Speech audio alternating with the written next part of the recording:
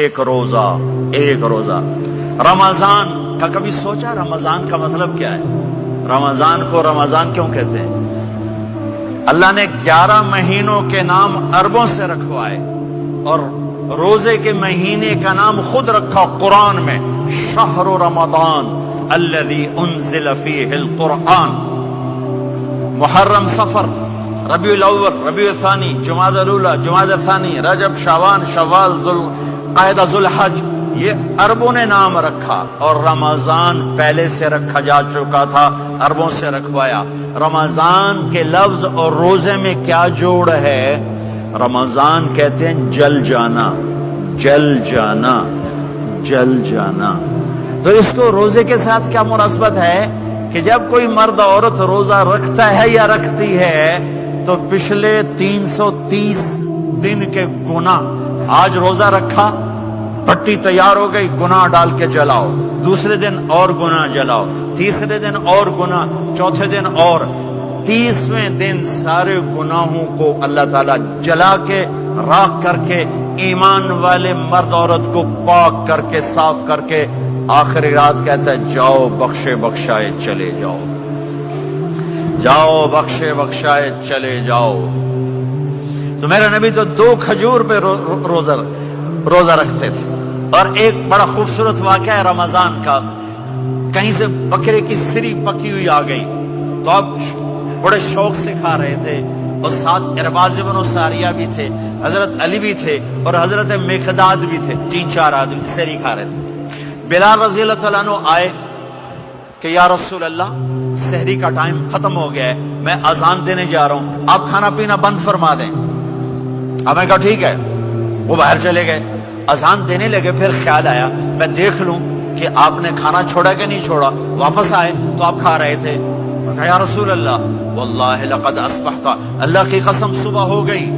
آپ نے ہاتھ پیچھے کر لیا، کہا ارے بلال نہیں ہوئی تھی، نہیں ہوئی تھی، تیرے قسم کھانے پر اللہ نے پہلے نکال دیا اس کو کہ تیری قسم جھوٹی نہ پڑے۔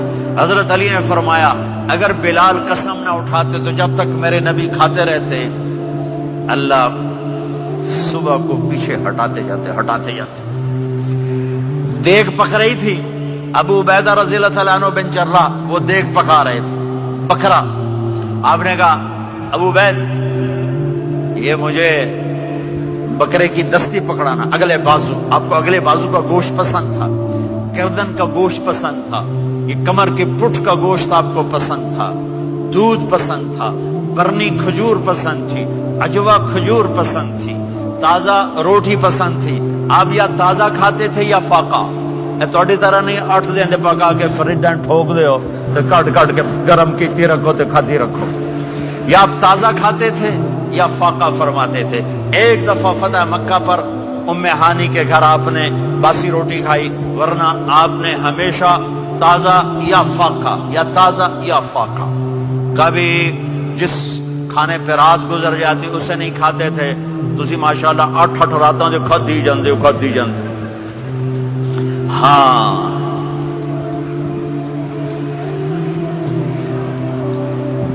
تو کہنے لگے عبید یہ دستی پکڑانا، تو انہوں نے ایسے بکرے کا بازو نکال کے پورا آپ نے یوں پکڑا، نوچ کے پھینکا، کہ دستی پکڑانا، انہوں نے یوں نکالا لوئی سے، آپ نے پکڑا، کھایا، کہا مجھے بکرے کا بازو دستی پکڑانا۔ کہا یا رسول اللہ بکرے کی 2 ہی ہوتی ہیں۔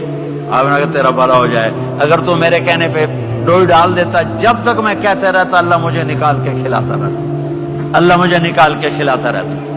اللہ نے رمضان بھیجا ہوا ہے، رمضان آ رہا ہے، اللہ کی رحمتوں کا جنت کے دروازے کھل گئے، جہنم کے دروازے بند ہو گئے، ایک دوسرے کو معاف کر دو، روزے کی حفاظت کرو۔ آپ بہت سے بہن بھائی آئے بیٹھے ہو، لڑے ہوئے ہوگے، ناراض ہوگے، میاں بیوی لڑے ہوئے ہوں گے، بھائی بہنیں لڑی ہوں گی، رمضان آ رہا ہے، تیاری کرو۔ جیسے حج پر جانے سے پہلے معافیاں مانگتے ہو، رمضان سے پہلے بھی ایک دوسرے سے معافی مانگو، ایک دوسرے کو معاف کرو، ایک دوسرے کو درگزر کرو، خود جا کے معافی مانگ لو، اللہ آپ کا مقام اونچا کر دے گا، مرتبہ اونچا کر دے گا۔ آخری رات اللہ تعالیٰ فرماتے ہیں جاؤ تمہارے رات کی قیام اور دن کے روزے کے بدلے تمہیں سب کو معاف کر دیا، مانگو۔ اور ایک رات اللہ نے شب قدر بنائی جو 1000 راتوں کے برابر کر دی. وہ آج آپ کی تو راتیں بڑی چھوٹی ہیں, 5 راتیں جاگ لو 3 گھنٹے دی بھی نہیں رات ہوندی, تو 5 راتیں جاگ لو 21 23 25 27 29, ان میں سے ایک رات ضرور شب قدر ہوگی. ایک رات کا جاگنا 80 سال کی عبادت سے بڑھیا ہو جائے گا. صرف ایک رات کا جاگنا, ایک رات کا جاگنا. ایک شرط ہے, دل میں بغض نہ ہو, نفرت نہ ہو, حقارت نہ ہو. کسی مسلمان کو حقیر نہ جانو, بلکہ کسی انسان کو حقیر نہ جانو, تو آپ کی بندگی اللہ کی بارگاہ میں پہنچ کر آپ کے مقام کو اونچا کر دیں گی. تو عبادات میں ایک نماز ہے, پھر ایک روزہ ہے, پھر زکوٰۃ اور حج مالدار لوگوں کا فریضہ ہے, غریبوں کا نہیں ہے, متوسط طبقے کا نہیں ہے. تو عبادات کا جو نصاب ہے بڑا مختصر ہے. 5 نمازوں پہ کتنا وقت لگتا ہے؟ روزے سال کے بعد آتے ہیں, گنجائش ہے بیمار و بعد میں رکھ لو, مریض. سب سے پہلے یہ سمجھ لیں کہ حضور نے فرمایا نماز میری آنکھوں کی ٹھنڈک ہے. یعنی ہم چونکہ کچھ باتیں بہت زیادہ سنتے ہیں تو اس کا ذائقہ نہیں محسوس کرتے. کبھی حدیث کے لفظوں پر غور کریں. فرمایا نماز میری آنکھوں کی ٹھنڈک ہے. یعنی کہتے ہیں نا آنکھیں ٹھنڈی ہو گئیں. تو حضور فرماتے ہیں جب تو سجدہ کرتا ہے نا میرے امتی, جب تو نماز پڑھتا ہے, رکوع قیام سجود کرتا ہے, تو تیرے نبی کی آنکھیں ٹھنڈی ہوتی. یہ کتنا بڑا رضا والا کام ہے نبی پاک صلی اللہ علیہ وسلم کی نماز پڑھنا. اور حضور کا اپنا نماز کے ساتھ رشتہ یہ تھا کہ سورج گرہن ہوا تو حضور نے نماز کی نیت باندھ لی, چاند گرہن ہوا تو نماز پڑھنے لگے, تیز بارشیں طوفان کی صورت میں آئیں تو نماز پڑھی, بارش نہیں ہوتی تو نماز پڑھی. حتیٰ کہ جنگوں کے موقع پر بھی میرے نبی پاک نماز کی کثرت فرماتے تھے. ہر موقع پر نماز کی طرف توجہ.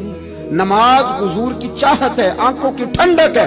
وہ کس طرح کو امتی ہے جو یہ نہ چاہے گا کہ میرے نبی کی آنکھیں ٹھنڈی ہوں.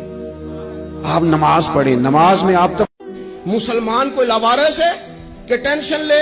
رب رسول کے ماننے والے بھی پریشان ہوا کرتے ہیں. وہ ہم اس رب کے ماننے والے ہیں جو کہتا ہے کہ تم حد میں نہ پریشان ہونا کہ سویرے ملے گا تو شام کو نہیں ملے گا معاذ اللہ, اور شام کو تمہیں دیکھا جائے گا تو صبح نہ دیکھا جائے گا.